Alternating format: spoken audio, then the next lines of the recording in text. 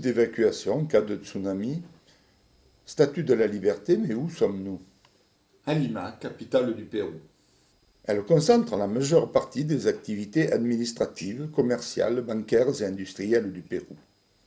La ville fut créée par Francisco Pizarro en 1535. Elle conserve en son centre le plan en damier de l'époque coloniale.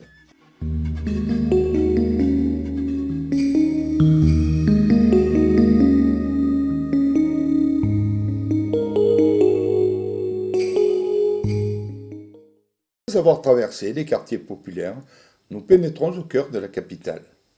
Nous dépassons le stade communal avant de nous arrêter sur la place Simon Bolivar. Cet espace public porte le nom du libérateur de la région. Tous nos guides sud-américains, quelle que soit leur nationalité, nous ont vanté les mérites de ce personnage hors du commun.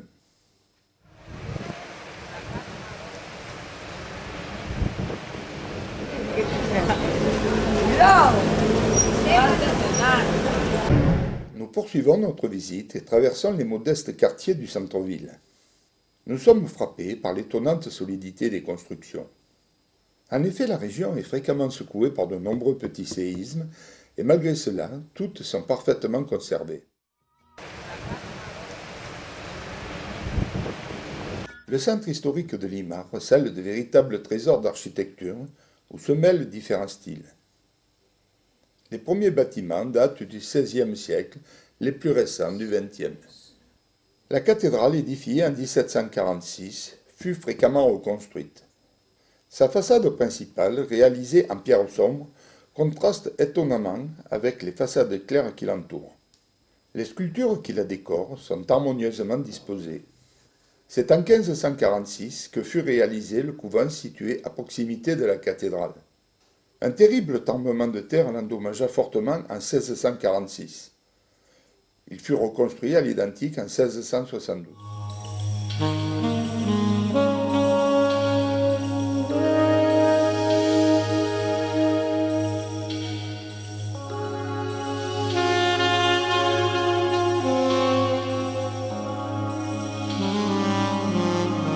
La Plaza Mayor est l'espace libre le plus important de Lima. C'est autour de ce site que Pizarro établit la première construction de l'actuelle capitale. Les bâtiments entourant la place sont assez récents. C'est en 1938 qu'y fut construit le palais du gouverneur. Il fut érigé sur l'ancienne résidence de Pizarro.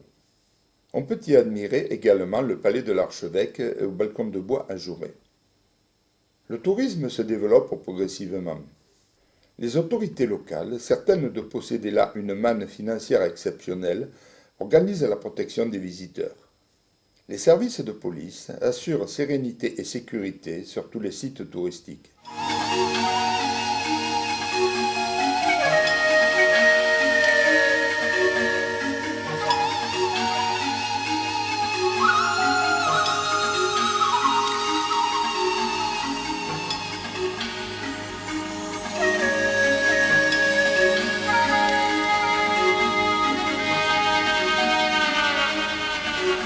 Venons de parler de la sécurité des touristes.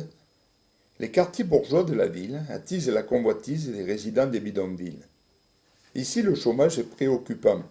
Il frappe un pourcentage important de la population. Afin de se protéger, les résidents de ces quartiers huppés font installer de nombreux dispositifs de défense.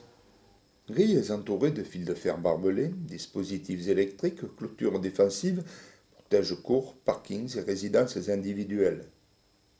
La circulation dans la capitale est très difficile. Les transports en commun y sont privilégiés. Les mini-taxis desservent les quartiers pauvres.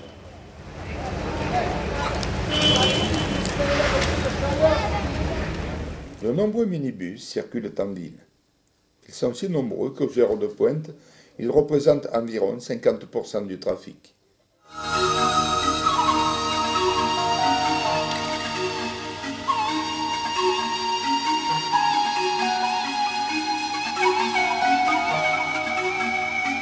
Sans raison apparente, notre bus stoppe en pleine rue. Plusieurs serveurs montent à bord et nous proposent une boisson locale dont j'ai oublié le nom. Il s'agit d'un cocktail local à base d'alcool et de noix de coco, le tout abondamment sucré et servi glacé. De minuscules sandwichs accompagnent le tout. Ici, les petits boulots sont nombreux. Les modestes moyens de transport de ces ouvriers en témoignent. On retrouve là les marchands de glace, les vendeurs, les livreurs de journaux. Les billets de loterie nationale sont aussi proposés dans la rue. Plus étonnant, les marchands de boissons. On les retrouve à chaque carrefour. Ils proposent sodas et eau minérale aux passagers de nombreux véhicules qui s'y arrêtent. Une multitude de petits kiosques jalonnent les rues. On peut s'y abreuver, s'y restaurer ou y acheter quelques friandises. Certains artisans y exercent leur activité. Le plein de carburant est exécuté par des employés spécialement affectés à cette tâche. Les jardins de la ville sont remarquables. Ils sont particulièrement bien entretenus. Pour cela, le maire de Lima emploie les chômeurs locaux. Tout refus leur ferait perdre leurs droits.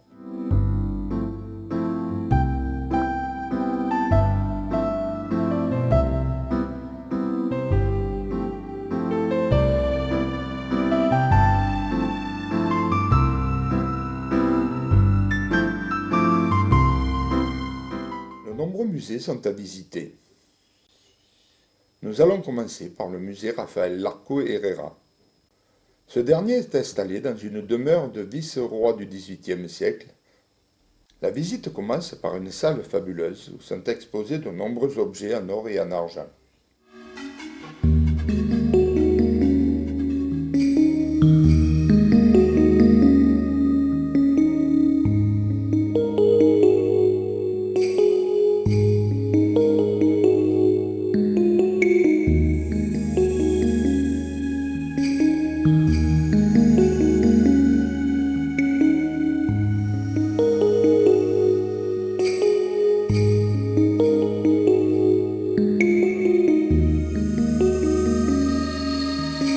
Le musée abrite également une riche collection de poteries.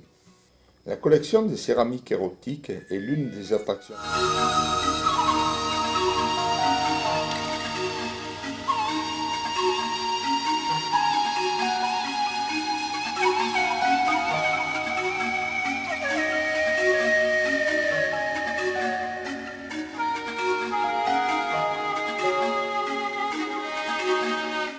Près de 50 000 poteries sont exposées dans le musée. Ces nombreux vases en céramique proviennent principalement de la civilisation moche de 400 à 800 de notre ère.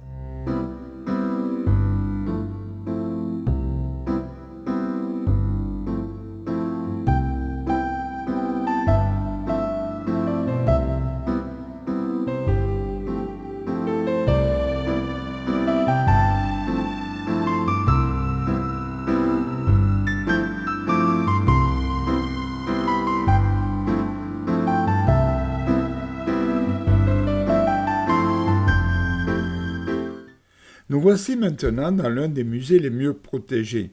Il s'agit du musée de l'or. Je pense que tout commentaire paraît inutile, les images parlent d'elles-mêmes.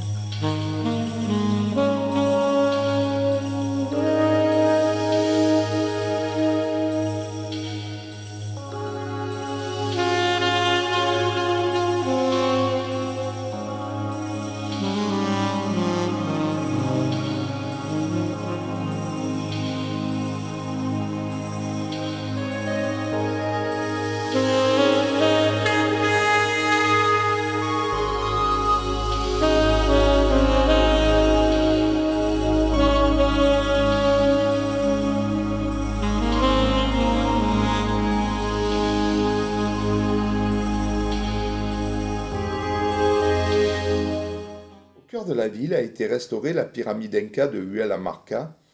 Celle-ci fut érigée au XIIe siècle.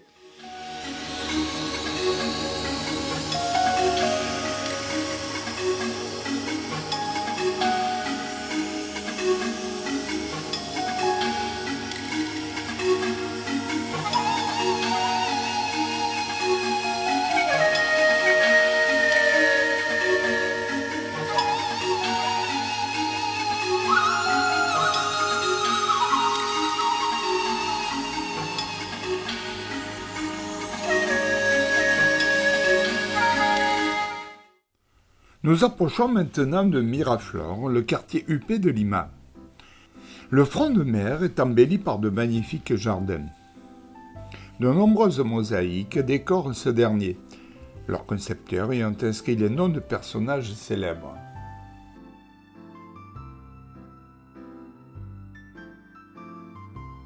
De là, nous surplombons l'océan Pacifique d'une centaine de mètres.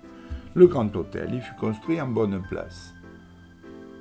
Le monument dédié aux amoureux trône au centre du parc.